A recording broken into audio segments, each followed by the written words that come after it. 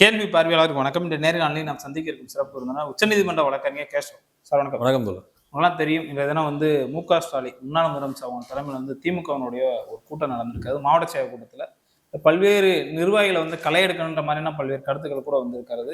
தோல்விக்கு நானே பொறுப்பேற்கிறேன்னு ஒரு கருத்தை முன்னாள் முதலமைச்சர் ஸ்டாலின் அவர் கூட சொல்லியிருக்காங்க. இப்படி பாக்குறீங்க? தமிழ்நாட்டுடைய முன்னாள் முதலமைச்சர் திமுக தலைவர் ஸ்டாலின் அவர்கள் இன்றாவது விழித்துக் கொண்டாரு அப்படின்றது எனக்கு ரொம்ப மகிழ்ச்சியா இருக்கு எனக்கு. ஏன்னா உதயநிதி அவர்கள் விழித்துக் கொண்டார், அப்படிதான் நான் பாக்குறேன். அவருடைய சிறந்த எதிர்கட்சி தலைவராக செயல்படுறார். ரொம்ப மகிழ்ச்சியா இருக்கு நமக்கு. இன்னைக்கு மாவட்ட செயலாளர் கூட்டத்தில் அவர் பேசிய உரைகள் முழுவதையுமே நான் கேட்டேன். இன்னைக்கு ரொம்ப மனவேதனையா இருந்தது.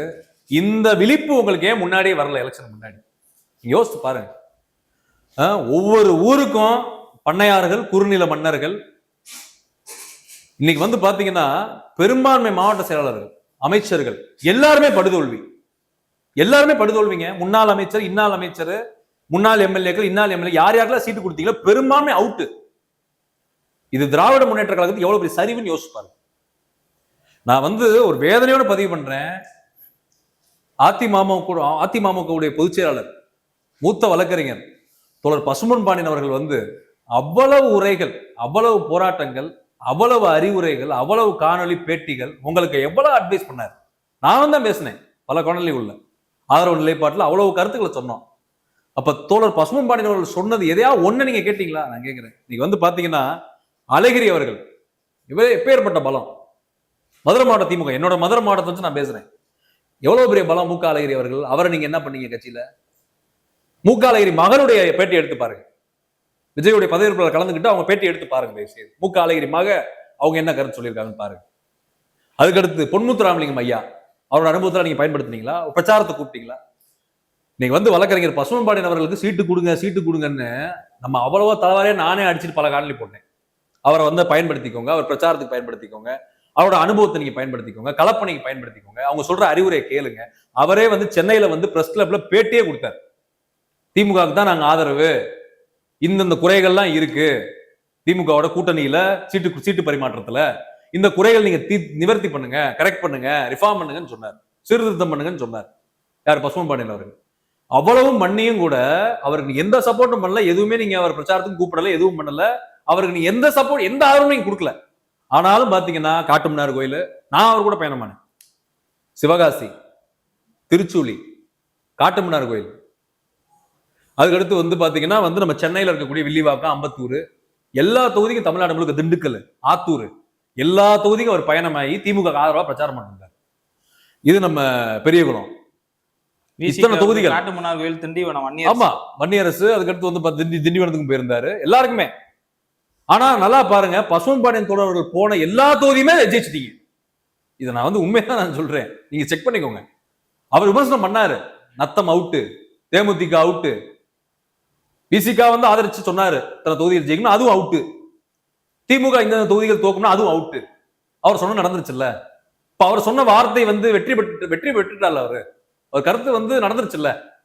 அப்ப திமுக நீங்க மூத்தவர்கள், கொள்கைவாதிகள், கள போராளிகள், அம்பேத்கரை, பெரியாரிய, மார்க்சிய போராளிகள் யாரையுமே நீங்க மதிக்கல. அந்த எலெக்ஷன்ல யாரோட பேச்சையுமே நீங்க கேட்கல, யாரோட அறிவுரையும் நீங்க கேட்கல, யாரையும் பிரச்சாரத்துக்கு பயன்படுத்தல, யாரையுமே நீங்க ஒரு பொருட்டாவே நீங்க கன்சிடர் பண்ணல. அதோட விளைவு தான் இந்த தோல்வி. இந்த தயவு செய்து புரிஞ்சுக்கோங்க, ஒத்துக்கோங்க தயவு செய்து. இல்ல ஸ்டாலின் சொல்லிட்டாங்கல்ல, நான் ஒத்துக்கிறேன், பொறுப்பேற்றிருக்கிறேன் அப்படின்னு யாரையும் குறை சொல்ல. ரொம்ப மகிழ்ச்சி தோழர், ரொம்ப மகிழ்ச்சி. நான் அதை வரவேற்கிறேன். ஒரு தலைவர் என்பது வெற்றியை மட்டும் கொண்டாடக்கூடாது, தோல்வியும் பொறுப்பேற்றுக் கொள்ள வேண்டும். அதை முதலமைச்சர் ஸ்டாலின் அவர்கள் சிறப்பாக செஞ்சிருக்காங்க, ரொம்ப மகிழ்ச்சியா இருக்கு. ஆனால் நான் என்ன சொல்றேன்னா, மூத்தவர்கள் தயவு செய்து மரியாதை கொடுங்க, கொள்கைவாதிகள் மரியாதை கொடுங்க, மூத்த போராளிகள் மரியாதை, பச்சைக்கா வாழ்க்கை தியாகம் பண்ணணும். வழக்கறிஞர் பசும்பொன் பாண்டியன் அவர்களா இருக்கட்டும், பொன்முத்துராமலிங்கம் அவர்களா இருக்கட்டும், அழகிரியா இருக்கட்டும், மு.க. அழகிரி அவர்களா இருக்கட்டும், இவர்கள் அனைவரையும் கூப்பிடுங்க, தயவு செய்து அறிவாலயத்துக்கு கூப்பிட்டு வச்சு பேசுங்க. மூத்த நிர்வாகிகள் கருத்துக்களை கேளுங்க. என்ன செய்யலாம், கட்சி எப்படி ரிஃபார்ம் பண்ணலாம், எப்படி சீர்திருத்தம் பண்ணலாம். இப்ப சொல்றாரு முதலமைச்சர், நான் அப்டேட் ஆகி திரும்ப வீறு கொண்டு எழுவேன்றார். ரொம்ப மகிழ்ச்சி. நீங்க பீனிக்ஸ் பரவ மாதிரி எழணும், அதான் எங்களுக்கும் விருப்பம். திமுக இன்றும் அழியக்கூடாது. மீண்டும் தமிழ்நாடு முதலமைச்சர் மு.க. ஸ்டாலின் வரணும், துணை முதலமைச்சர் உதயநிதி ஸ்டாலின் வரணும், திமுக ஆட்சி மலர வேண்டும் என்பது எங்களுடைய நோக்கம், எங்களுடைய சிந்தனை, எண்ணம். அதுக்கு தயவு செய்து இவர்களை பயன்படுத்துங்க, இவர்களை கருத்தை கேளுங்க. இன்னும் நல்லா புரிஞ்சுக்கோங்க, நிறைய உள்ளடி வேலை நடந்திருக்கு கட்சிக்குள்ள, நிறைய போட்டி பொறாமை நடந்திருக்கு. நீங்க மனோ தங்கராஜ் அமைச்சரோடு இருக்காருல்ல, அவர் நீங்க சீட்டு தரல, அவரை மதிக்கவே இல்லை, நீங்க அவருக்கு அப்படியே ஓரம் கட்டிட்டீங்க அவரை. நான் சில நிறை குறைகள் ஓப்பனா பேச விரும்பல, திமுக தலைமைக்கு எதிராக நான் பேச விரும்பல, நான் மரியாதையா கடந்து போறேன். ஆனா மனோ தங்கராஜ் அவர்கள் கன்னியாகுமரி நாகர்கோவில ஜெயிக்க வச்சார் திமுக. எல்லா சீட்டு வெற்றி தான், ஒரே ஒரு தொகுதியை தவிர. ஒரே தொகுதி தவிர்த்து. அது வந்து பாத்தீங்கன்னா அதுல அது இவிஎம்ல தான் விளையாண்டுருப்பாங்க, சொல்ல முடியாது. அது RSS பாஜக பெல்ட், அதுக்குள்ள இந்த அளவுக்கு ஜெயிக்க வச்சது பெரிய விஷயம் என்னை பொறுத்தவரை. சிபிஎம் பத்மநாபரம் ஜெயிச்சிட்டாரு, எல்லா சீட்டுமே ஜெயிச்சு கொடுத்தாரு. அப்ப நான் என்ன கேக்குறேன்னா, அப்ப மனோ தங்கராஜ் அவர்கள் நீங்க எப்படி நடத்துனீங்க? அவரை நாங்க சந்திக்கும் போது வருத்தப்பட்டார் சென்னையில. அப்ப தயவு செய்து மனோ தங்கராஜ் எல்லாம் தயவு செய்து பயன்படுத்துங்க. அவரெல்லாம் தயவு செய்து வந்து நீங்க வாய்ப்பு கொடுக்கணும், அவரை அங்கீகரிக்கணும் தயவு செய்து. இன்னொரு விஷயம், ஒரு வருத்தப்பட வேண்டிய செய்தி, அவருக்கு ஒரு வாழ்த்து கூட நீங்க இது வரைக்கும் சொல்லல மனோ தங்கராஜ் அவர்களுக்கு. இன்னைக்கு என்ன நடந்துச்சுன்னு தெரியல, சொல்றேன் நான், அவர் வருத்தப்பட்டு சொன்னதை நான் சொல்றேன். அப்ப தயவு செய்து மனோ தங்கராஜ் தோழர் அவர்கள் நீங்க அங்கீகரிங்க. நீங்க கட்சி பொறுப்பா இருக்கட்டும், ஆட்சி பொறுப்பா இருக்கட்டும், தயவு செய்து அங்கீகரிங்க. அவரை மாதிரியால விட்டுறாதீங்க, உண்மையான கொள்கைவாதிகளை தயவு செய்து விட்டுறாதீங்க. நீங்க கட்சிக்குள்ள சீர்திருத்தம் கொண்டு வரணும், நிறைய சீர்திருத்தம் தேவைப்படுது. கட்சியோட நிர்வாகத்திலையும் சரி, ஆட்சி பொறுப்பு இனிமேல் ஏற்றாலும் அதுலயும் நீங்க சீர்திருத்தம் கொண்டு வரணும். வயதானவர்கள் பழைய ஆளுகள் தயவுசெய்து கழிச்சிருங்க, தயவுசெய்து போதும். அவங்களாம் ஆட்சி அதிகாரத்தில் இருந்தது, அமைச்சர்லாம் இருந்தது போதும், எம்எல்ஏக்கள் எம்பிக்கள் இருந்தது போதும். அவங்களுக்கு ஃபுல்லா ஓய்வு கொடுங்க, தயவுசெய்து ரிட்டையர்மெண்ட் கொடுங்க. அவங்களுக்கு இளம் தலைமுறையினருக்கு வாய்ப்பு கொடுங்க திமுக. இதான் நான் முன்னாள் முதலமைச்சர் ஸ்டாலின் அவர்கள்ட்ட, உதயநிதி அவர்கள்ட்ட நான் வைக்கக்கூடிய கோரிக்கை. ஏன்னா இன்னைக்கு வந்து நீங்க சிறந்த எதிர்க்கட்சியா தயவுசெய்து செயல்படுங்க. இன்னைக்கு கூட முதலமைச்சர் சொல்லியிருக்காரு, ஆட்சி எந்த நேரத்திலையும் கவிழும், எல்லாரும் மறு தேர்தலுக்கு தயாராகுங்கன்னு சொல்லியிருக்காரு. ரொம்ப சந்தோஷம், தயாராகுங்க இப்ப இருந்தே. எதிர்க்கட்சியா சிறப்பா செயல்படுங்க. தமிழ்நாட்டு மக்களுக்கு என்றுமே திமுக தொண்டாற்றும், அது எதிர்க்கட்சியா இருந்தாலும் சரி, ஆளுங்கட்சியா இருந்தாலும் சரி. திமுக என்றுமே வந்து பாத்தீங்கன்னா அது மக்கள் பணி செஞ்சுட்டு தான் இருக்கும். தயவு செய்து கொள்கை சார்ந்து இனிமேல் இயங்க ஆரம்பிங்க, அப்டேட் ஆகுங்க, சோசியல் மீடியால ஆக்டிவேட் ஆகுங்க. இல்ல அதான் இன்னைக்கு வலியுறுத்தி பேசியிருக்காங்க. இனிமே வந்து அனைத்து கட்சி தொண்டர்களும் தோழர்களும் மாவட்ட செயலர் வந்து வீரியமா செயல்படணும் சோசியல் மீடியாக்குன்னு ஒரு கருத்து வைக்கிறாங்க. அதுதான் சொல்ல, நீங்க IT, information technology, social media, AI, online பிரச்சாரங்களை முன்முறமா நீங்க எடுங்க. நீங்க அதுதான் வெற்றி பெற்றிருக்கு.